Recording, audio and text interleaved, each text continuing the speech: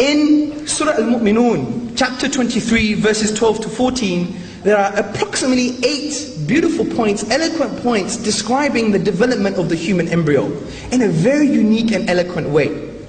First and foremost, the Quran mentions nutfa. Now, according to classical dictionaries like Lisan al-Arab, and academic dictionaries like Lane's Lexicon, this word can mean a singular entity which is part of a bigger group of its kind, a single sperm from a collection of millions of sperms, and it can also refer to one female egg from a group of many other eggs in the ovaries. Hamza Zortzis, senior researcher and lecturer at the Islamic Education and Research Academy, claims that a term used in the Quran called nutfa is defined by the 14th century classical lexicon named Lisan al-Arab as a singular entity from a bigger group of its kind, and that this definition means that the term nutfa refers to the sperm, ovum, and even the zygote, and not merely and purely to semen, which was considered as the reproductive material by those in the ancient world. Hamza's goal is for us to be impressed by a 7th century book making a reference to sperm cells and ovum and even the zygote long before scientists discovered them. Of course, then some of us decided to check Lisan al-Arab, and we could not find any definition even remotely close to a singular entity from a bigger group of its kind. Some of us then asked Hamza on his Facebook page to provide the original Arabic sentence from Lisan al-Arab that says nutfa is a singular entity from a bigger group of its kind. Hamza said he will get back, and when he did get back to us, it was in this form, found in version 2.1b, of his paper released in April 2012. He now says this very convenient definition is suggested by the following words in Lisan al-Arab: a single drop of water remaining in an emptied bucket. He also retracts his original position that nutfa can mean a sperm or an ovum. His new definition is hilariously desperate, as he states nutfa means a drop of fluid containing sperm or ovum. Let's not even comment on how much of a pathetic inference it is to say that the statement "a single drop of water remaining in an emptied bucket" suggests the very convenient definition of a singular entity from a bigger group of its kind. The reason for not commenting on it is because this is not where the story ends. Some of us then decided to check Lisan al-Arab again, and we still could not find the definition of a single drop of water remaining in an emptied bucket. However, there were 2 instances that could be considered as contenders for this definition.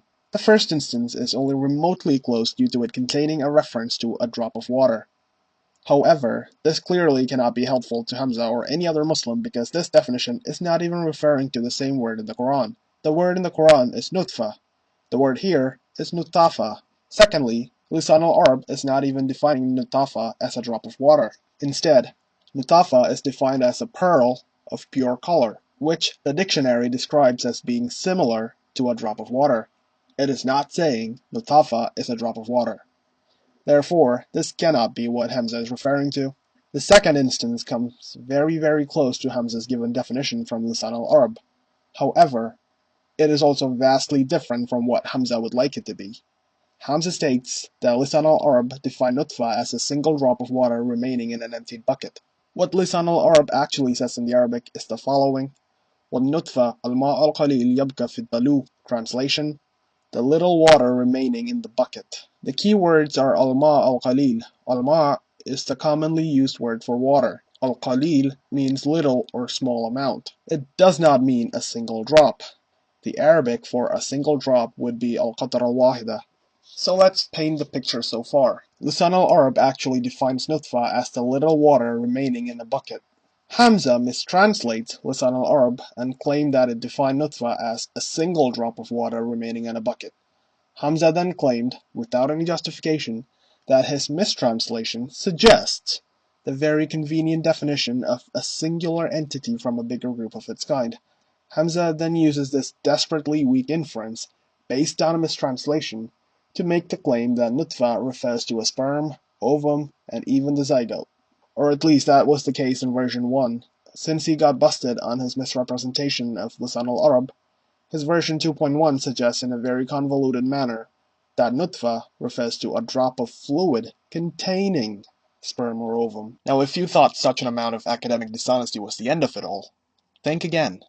Here are some other statements from Lisan al-Arab that Hamza did not show us. For example, Lisan al-Arab states, وَالنُّطْفَ مَاءُ الرَّجُلِ. which literally translates to nutfa is the water of the man, which is always understood to refer to semen. Likewise, Lisan al-Arab also states, وَبِهِ سَمِيٌّ مَنِيٌّ نُطْفَ لَقُلْتُهُ, which translates to, by this, semen is called nutfa for its small amount. Thus, Lisan al-Arab states very specifically that semen was called nutfa by the Arabs because of its small amount. In other words, semen was called nutfa because semen is a small amount of liquid, a ma al-qalil. If that wasn't clear enough, consider this. The very statement from Lisan al-Arab that Hamza mistranslated and subsequently made extremely weak inferences from in order to define nutfa as sperm, ovum, zygote, Higgs boson, whatever, was in reality and originally used by the ancient Arabs to define nutfa as nothing more than semen. Yet if you thought such an amount of desperation was the end of it all, think again. The following is a hadith from the Prophet Muhammad, peace and blessings be upon him, that was never mentioned by Hamza. The hadith states the following regarding nutfa. إِنَّ أَحَدَكُمْ يُجْمَعُ خَلْقُهُ فِي بَطْنِ أُمَّتِي 40 يَوْمًا نُطْفَةً. Translation: Verily, the creation of each one of you is brought together in his mother's womb for 40 days in the form of a nutfa. Whether nutfa means semen, sperm, ovum, or even the zygote. Hell, I will even let it be a blastocyst for all I care. Humans do not exist in the form of any of these for a period of 40 days. Muhammad is wrong, the Quran is wrong, and perhaps this is the reason why this hadith was never mentioned by Hamza's sources. Have you ever seen a man more incompetent? Have you ever seen such a display of academic dishonesty? Would you like to see more examples of such dishonest attempts by Hamza's sources? Well, now you can, with Embryology in the Quran, Much Ado About Nothing, a refutation of Hamza's Ortiz, Embryology in the Quran, a scientific linguistic analysis of chapter 23, authored by myself and Martin Taverell. And the best part is that it is all for free. I'm not even gonna ask for donations like a certain someone. All you have to do is visit www.embryologyinthequran.blogspot.com, where the paper can be downloaded or read online.